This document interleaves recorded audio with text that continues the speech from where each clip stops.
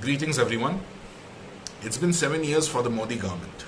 The BJP thinks it is a cause for celebration, but personally I believe it is a time for introspection for us all. The fundamentals of our nation of a free secular democracy are at risk. We might have been a shining beacon for democracy at one time, but are definitely not so anymore. Let's start with the state of our economy. Even before the coronavirus pandemic, our economy was in a bad state. The centre had announced a stimulus package of rupees 20 lakh crore last year. Yet the GDP has contracted by 7.3% in the last fiscal, the highest in 4 decades. Manufacturing is down, our exports are down. Unemployment is the highest in 3 decades. Interest rates are down on our fixed deposits and provident funds. Bank NPAs are out of control. The value of the rupee keeps on tumbling. Fuel prices are raised almost every single day and have crossed 100 rupees in some parts of India. Even the prices of cooking gas and edible oils have not been spared, which has a direct impact on the pockets of the poor. In short, the promised Vikas can only be found in Modi's speeches. Only the rich have benefited. Adani is now the second richest man in India after Ambani. Collectively, the fortunes of billionaires of India have risen by 35% just in the last year, while the common man is worse off. There is a reason why Rahul Gandhi calls this the Sweet Boot Sarkar. We are supposed to have a federal structure, but now everything runs through the PMO. All decisions are taken by Modi and the central cabinet never meets. The Prime Minister regularly bypasses his central ministers and deals with the bureaucrats directly. This is done deliberately so that he can take credit for all their successes. All faults or criticisms are passed off or blamed on past governments or passed off as a conspiracy against the nation by outside forces. Our institutions have been systematically dismantled to the point where our democracy is at risk from the very bodies that are supposed to protect it.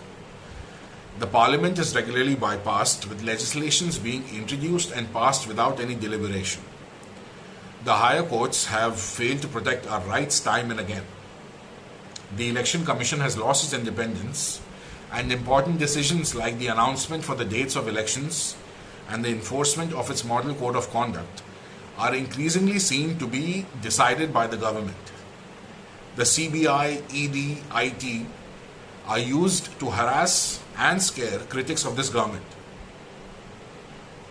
Sedition laws are used regularly by the police forces against our citizens. Even before 2014, the CBC and the CAG would regularly hold governments to account, but now they are completely silent. The media is supposed to be the fourth pillar of democracy and hold ruling governments to account. But in the past 7 years, they have been openly pro-Modi and exaggerated his successes and ignored his failures. All blame is deliberately directed towards the opposition, the liberals, the leftists, activists, NGOs, protesters, minorities, and other so-called anti-nationals. But the international media is not so forgiving and has been scathing in its criticism for this government. The illusion of New India has been shattered completely.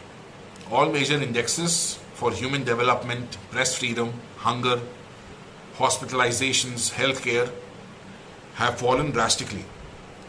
International institutions like the Freedom House and VDEM have categorized India this year as an electoral autocracy and partly free. Even the Democracy Index of the Economist Intelligence Unit has reduced our rankings. Hate has seeped into all aspects of our society. Fear is used to weaponize the majority against the minority regularly.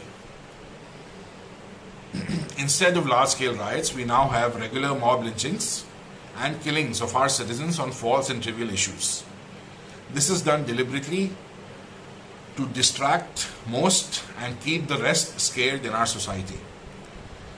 Social media companies are allowed to spread hate and fake news across the length and breadth of India. The BJP openly uses WhatsApp to spread false information against everyone. For rupees 2 per tweet, Bhakts on Twitter and Facebook propagate hate on a massive scale, and these companies are able to monetize it and make huge profits from it. All attempts have been made to clamp down on any and all dissent online. Science and education have taken a back seat in Modi's India. Since 2014, in an attempt to showcase Hindu resurgence, elements of the Sangh Parivar mock concepts of westernization and glorify the ancient Indian past. The latest example is Ramdev peddling half-truths and fake facts against doctors in an attempt to increase revenues for his Ayurvedic company. When in opposition, the BJP would regularly denigrate the Congress and its leaders for their policy paralysis and flawed schemes. But now, since they have come to power, they have taken that right away from everyone. PR and fake news can only take you so far. The truth becomes clearer sooner or later. That line, I believe, has been crossed in this pandemic. It has shown the Modi government to be unfit, with shoddy governance, no transparency, poor economic growth, and a lack of accountability to the people. With less than 1,000 days to go to the next elections, I trust the citizens of this nation will show Modi and the BJP the exit door from the halls of power. That's all for today, everyone. Goodbye.